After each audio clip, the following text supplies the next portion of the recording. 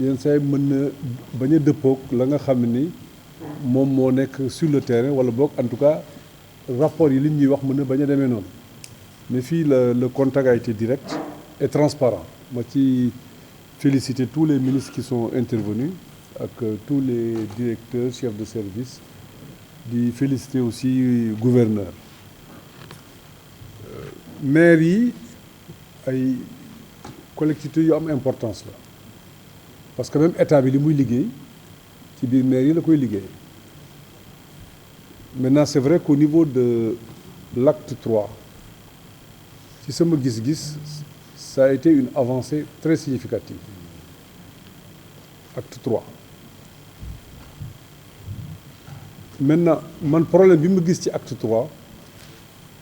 mooy ci wàllu ressources financières yi li ci mel ni fiscalité dañoo appliquer principe u acte 2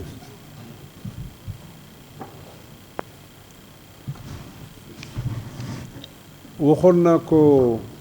avant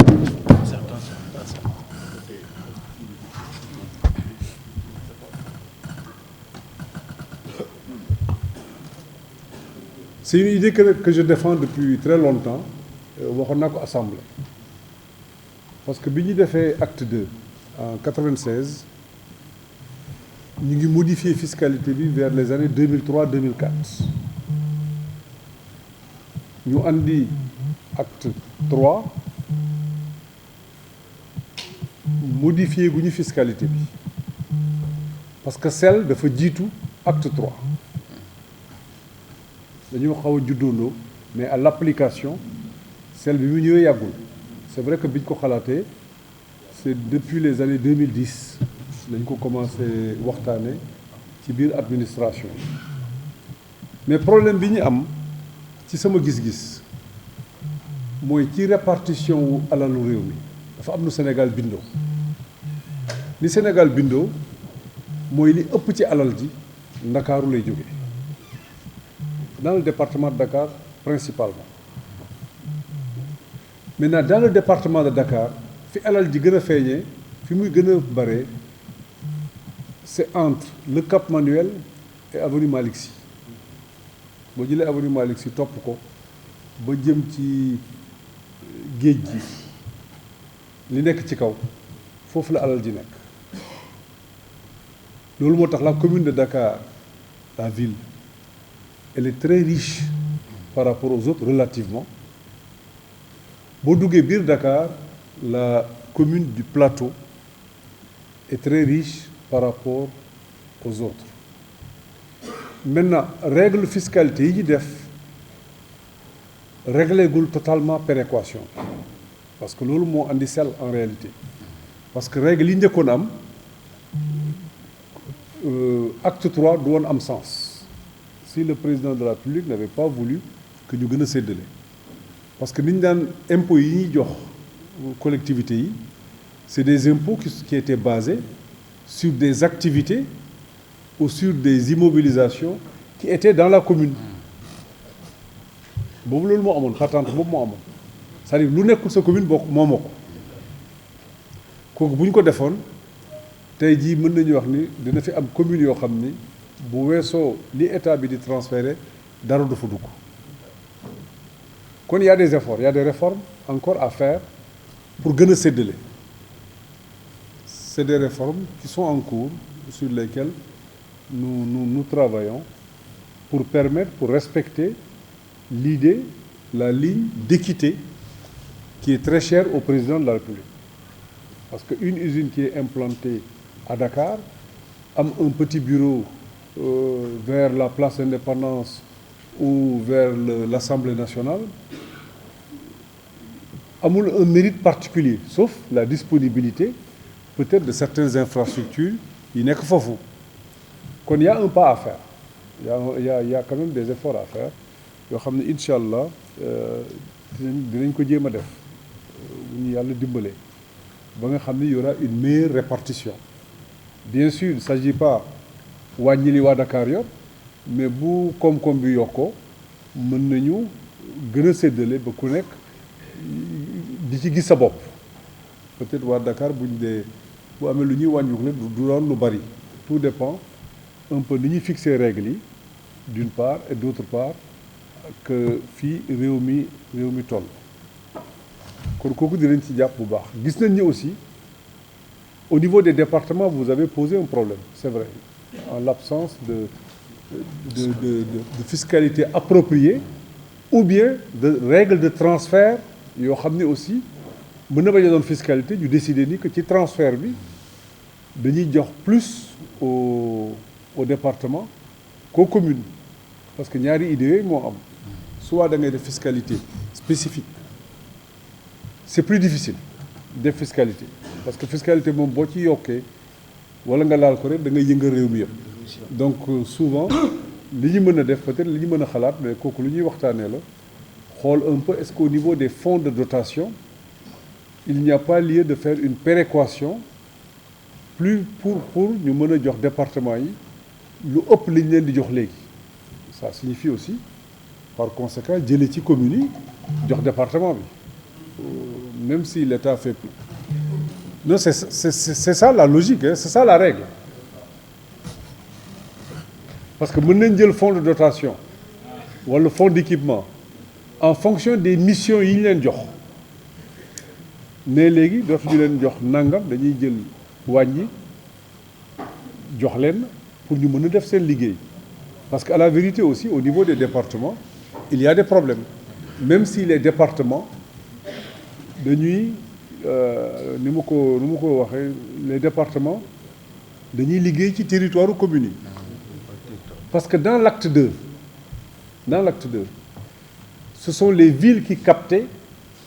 jox département yi jox communes yi non les villes les régions étaient des coquilles presque vides tu allais à Dakar par exemple de commune de Dakar ñoom ñoo daan capter recettes yi dem seen conseil municipal ne dañuy jox parcelle nangam dañuy jox plateau nangam mu doon et puis on leur donnait de la trésorerie un budget dañ leen ko doon defal mais loolu amatul or avec acte 3 li war a am ce sont les communes qui doivent donner au département ou état bi def ko directement ou communes yi def ko directement c'est-à-dire communes yi ñoo war a toog ne bon ñun lii département bi moo koy def ñu ne biir Mbour Malicounda Mbour et cetera vous faites des délibérations et vous donnez au département waaw mais non damay wax li war a nekk parce que assiette bi benn la foog ñu xool liñ l'État peut donner mais bu état joxe bu génnee 70 milliards yéen a joxe chiffre bi mën nañu ne bu ñu koy séddale on ne partage qu'aux communes 60 les 10 milliards c'est pour les départements c'est une possibilité mën na nekk wala ñu ne bu ñu leen joxee yéen kat am na loo xam ni département bi da leen koy liggéeyal parce que bu département bi fayee école commune bi la ko defal bu département bi fayee santé commune bi la ko defal kon dafay jaadu commune bi jox département bi loolu mooy acte 3 hein. loolu mooy acte 3. C'est la technique. C'est ça. mais loolu mooy acte 3 dans l'acte 2 Mbour da daan jox communes yu ndaw yi fi nekkoon Thiès il y avait 3 communes c'est la ville de Thiès qui donnait à ces 3 communes mu bari mu bañ a bari mais dañ leen daan jox boo ñëwee Dakar c'était ça les 19 communes étaient alimentées par la ville. Tu vas à Pikine, les 16 communes étaient alimentées par la ville. Tu viens à Guédiawaye, les 5 communes étaient alimentées par la ville. Maintenant bu ñu joxee mais boobu communes yi ci jamono jooju amuñu woon prérogative yi ngeen am léegi. Je trouve que c'est révolutionnaire ñu jox leen li ngeen am mais dafa war a ànd ak redistribution ci échelon supérieur bi li may wax moom du politique c'est tout à fait technique. C'est technique. te nag mooy dëgg aussi. c'est ça l'équité d'ailleurs. Voilà, c'est ça. C'est ça l'équité. parce que quelqu'un ne peut pas travailler pour toi doo ko defal dara quelqu'un parce que les départements travaillent pour vous hein. Oui ils travaillent pour vous c'est-à-dire tey boo ñëwee fii ci Mbour département bi li muy def mais mu ngi koy def soit fii ci Mbour soit Malicounda soit feneen mais kan la koy defal commune bi la koy defal parce que erreur bi ñuy def ku def da nga foog ni état bi nga koy defal non l'état vous a donné un pouvoir état bi daf leen ko jox le gouvernement di président dafa ne nañu ko bàyyi ñu defal ko seen bopp kon mën nañu wax ni état bi génn na ci loxoom da leen di dimbali daf leen war a dimbali nag ça aussi waxuma ni kenn warul leen dimbali mais yéen ci seen biir soit ñun li ñu leen di jox ñu jox ci département yi soit yéen li ngeen di jot ngeen jox ci département yi mais fiscalité bu bees moom en tout cas ñun duñ ko conseiller waaw parce que prélèvement yi bu bare li mu yàq moo ëpp en termes de waaw ci stabilité kooku waaw kooku ci pour réew mi yëpp la waaw li mu yàq balaa ngay bind xam naa ne kooku magay ba mën na ci defal cours balaa ngay bind impôt bu bees foog nga xool ko xoolaat ko waaw non xam na ni li ma wax ni dëppoo na ak kii ak dëgg maintenant c'est vrai que ce qu'on va faire li ñuy def bon on va en parler avec monsieur le président de la République gën leen a boole pour d'abord créer solidarité seen biir vous n'êtes pas des entités concurrentes vous êtes des entités complémentaires et vous assurez des missions de service public parce que impôt bi ñu leen jox renonciation bu état def la bàyyi ko yéen 2 dafay wàññeeku ci li état doon am attention état moom impôt sur les bénéfices yéen ngeen moom sel mais balaa ngay fay bénéfice da nga ciy wàññi sel ba pare xam na ni ma ngi xam na li may wax c'est une subvention aussi hein sel bi yéen a ko moom dëgg la mais sel bi day wàññeeku ci li état bi doon am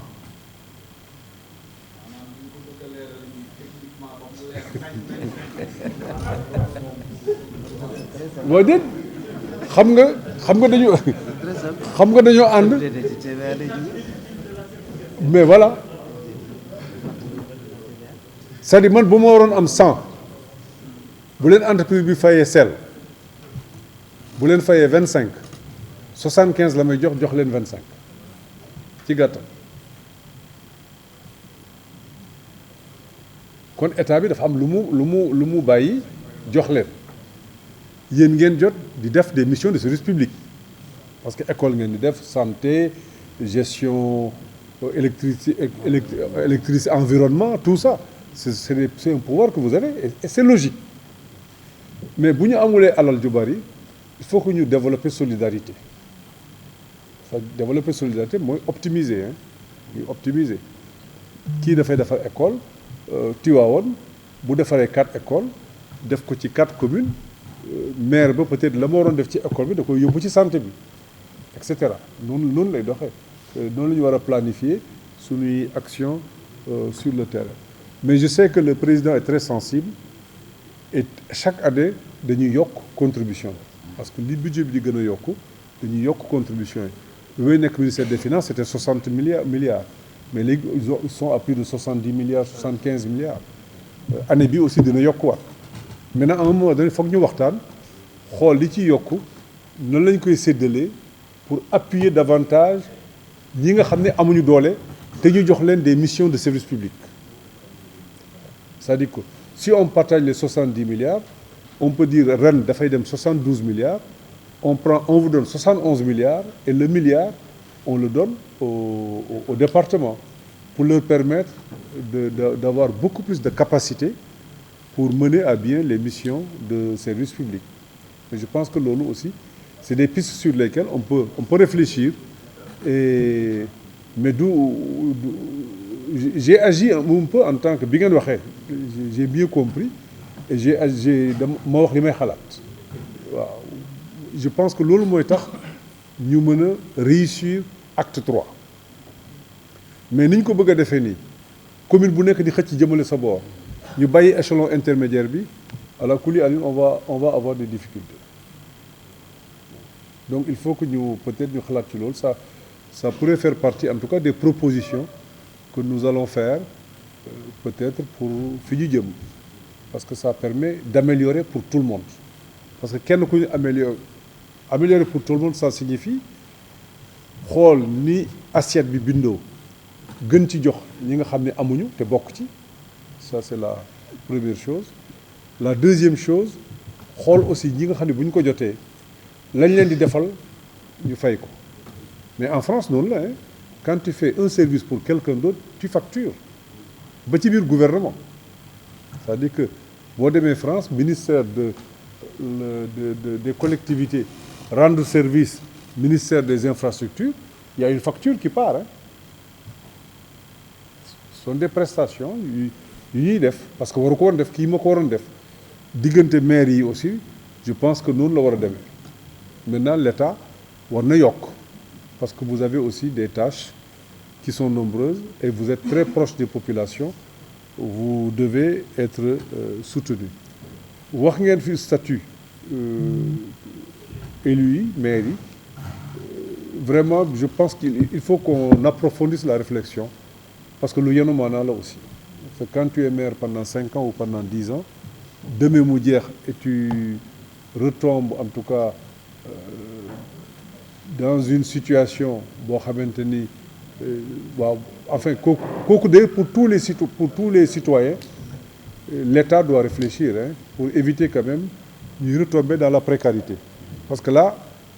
day dimbali même da lay dimbali boo nekkee en activité parce que si tu estimes que bu liy jeexee dootoo amati dara wala dootoo defati dara ça peut avoir même un impact sur ta gestion parce que di nga jéem a sóoraale ëllëg ma def nii wala ma def na le je pense que c'est une piste intéressante sur laquelle on va approfondir la réflexion et on va vous faire c'est la protection sociale retraite et tout à l'origine retraite ministre yi ak député yi c'était lié à ça parce que tu peux pas être ministre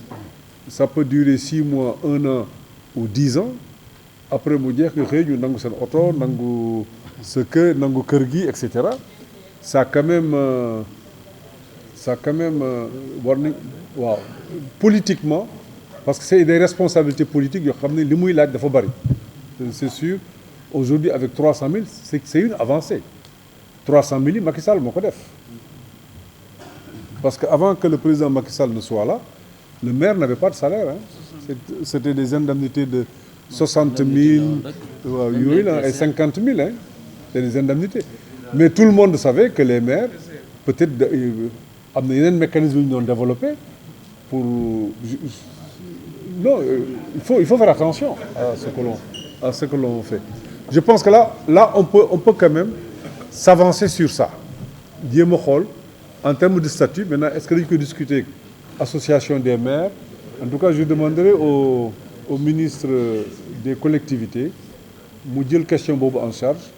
et effectivement dans le cadre de notre programme on peut mën nañu ci dugal loo xamante ni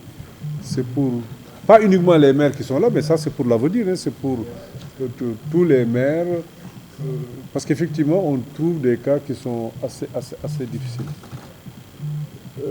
bon vous avez posé quelques problèmes liés aux infrastructures je pense que le gouvernement a beaucoup fait le rythme est soutenu vraiment c'est ça la vérité maintenant il peut y avoir des chocs qui font que un chantier peut être en retard par rapport à un autre chantier mais toutes les dispositions sont prises notamment pour ce qui concerne les infrastructures pour que ñu mën ko accélérer def ko je pense qu'on est en train de lever les obstacles parce que c'était beaucoup de chantiers et vous avez remarqué problème bi ñu am léegi mooy problème approvisionnement on a 3 cimenteries on en a 3 c'est-à-dire aujourd'hui li yeexal BRT bi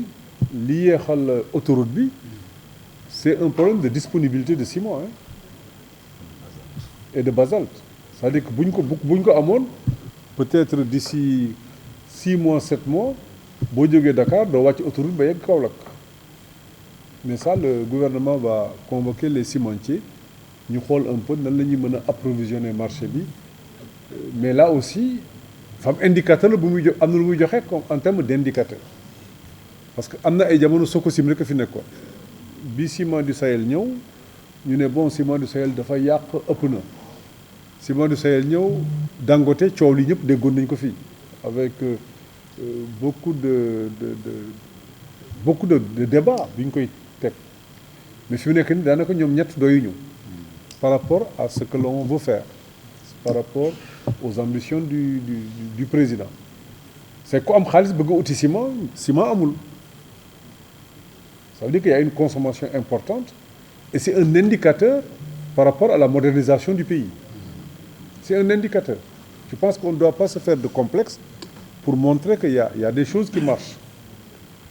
ça c'est un indicateur hein et le ciment coûte moins cher au Sénégal que dans les autres pays le ciment coûte moins cher mais dinañ ko xool nan lañ koy traité waaw posé nañ fii problème mu passeport diplomatique yi mais ça c'est vrai que les passeports c'est un décret qui le régit waaw dëgg aussi loolu moom mooy li nekk maintenant en 2017 le président avait pris une mesure exceptionnelle dimbali les membres du bureau mais je pense qu'il va être difficile de dire on va donner des passeports à tous les maires tous les conseillers municipaux je pense qu'il faut un traitement au cas par cas selon les situations qui s'imposent bu dul loolu sunu passeport dootu amati njëriñ ku jóg parce que c'est arrivé j'étais aux affaires étrangères que Espagne moo ñu sauvé mais les gens voulaient exiger un visa ci sunuy passeport en Europe en tout cas mais déjà aux États-Unis on l'exige dans beaucoup de pays passeport diplomatique du la fa yóbbu dëkk yu bari même à l'intérieur de l'Europe à part Espagne Italie France ay Allemagne foog nga am visa même boo amee passeport diplomatique donc c'est un document quand même pour lequel nous devons préserver un peu la sacralité mais fexe ba kilifa yi am ko maintenant il y a beaucoup de cas où de manière exceptionnelle le président peut autoriser ñu délivrer un passeport dans certains cas je pense qu'il faut qu'on ait des espaces de concertation pour que bu ñu nekkee ci situation boo xamante ni nit ki dañ ko war a dimbali bu boobaa on peut plaider le dossier mais bëgg ko généraliser wala wax ko fii doon na loo xam ni du li gën xam nga nag mënoon naa ne rek candidat la bu koy xamal ne non bu ma ñëwee dinaa leen ko jox loolu day yàq réew mi de lu yàq réew mi nag moom dëgg foog ñu teel ko leeral dimbali nit ñi mais bañ a def loo xam ne aussi day yàq mais maa ngi leen di sant bu baax di leen gërëm donc seen statut nañ ko xoolaat ak revenu yi salaire yi kooku dañ ko étudier xool ko bon oto yi on avait demandé à l'association des maires d'emprunter et d'acheter ñu xool lu ñu leen di dimbale ça on l'avait demandé maintenant parce que mënuñu ci dugg il y a quand même une mesure qui ne permet pas au gouvernement d'acheter pour tout le monde comme on le faisait dans le passé parce que même ministres yi maintenant sont limités Assemblée nationale c'est un gros problème amuñu oto au conseil des collectivités noonu conseil économique et social noonu maintenant les revenus quand même les salaires ont été augmentés pour ces catégories pour leur permettre d'acheter et après d'être propriétaires je pense qu'avec les maires le même mécanisme pourrait être trouvé c'est de les sécuriser davantage sur le plan financier et de leur permettre d'acheter leur propre véhicule comme ça bu seen mandat jeexee ñu yóbbu seeni oto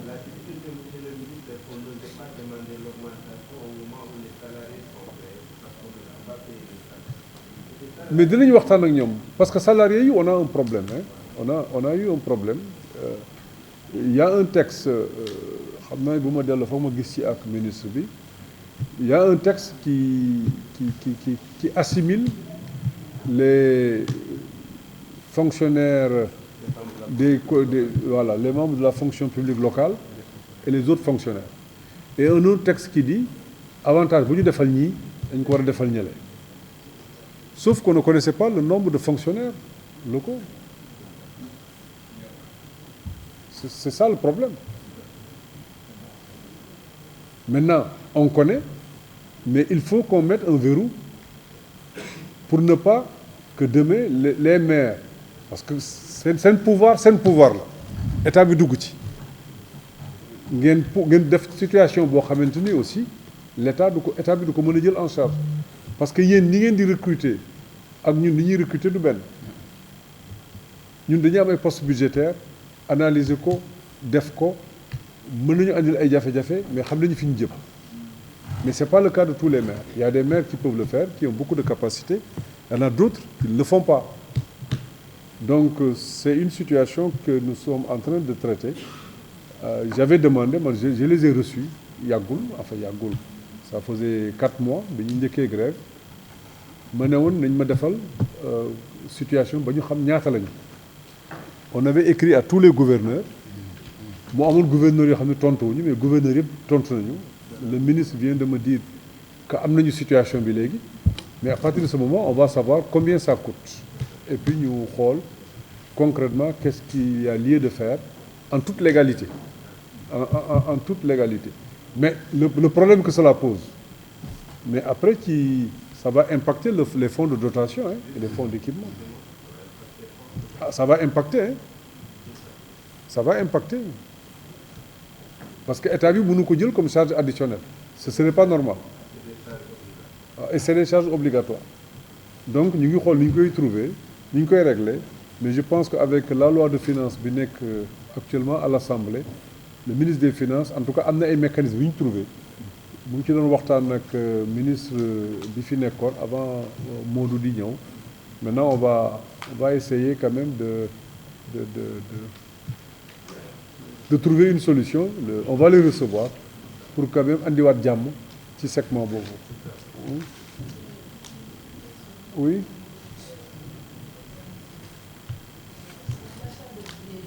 oui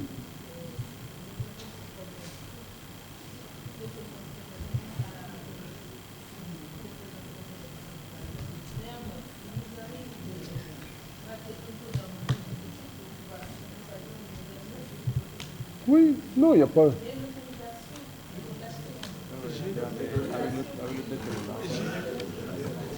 oui mais non moo tax il faut que ñu parce que même si tu achètes il y a un décret qui oui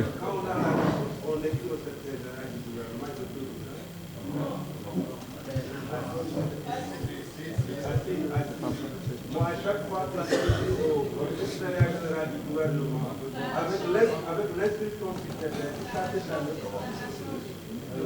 Madame la Présidente, jusqu'à cette année, avec l'autorisation sur le budget, EGPR, ça va c'est sévère. Oui, non, mais il y a un décret qui réglemente cette question. La solution se trouve sur des indemnités qui pourraient être données aux maires qui achèteraient et qui emprunteraient aussi bu ñu bëggee jënd comme ni ñu koy defee ak députés yi. Les députés ont eu une indemnité je sais plus de 800 xaw ma 1 million 700 000 voilà c'est un ancien député qui est là ak boo jëlee 700 000 tu vas voir un concessionnaire où tu t'organises avec un vendeur de véhicules tu peux régulièrement mën nga am oto boo xam ne bu sa mandat jeexee da nga koy yóbbaale waaw mais soppiwaat texte bi yëpp c'est une manière d'accepter de faire marche arrière parce que même pour le gouvernement il y a qu'une seule voiture de fonction pour tous les ministres ñoom ñëpp benn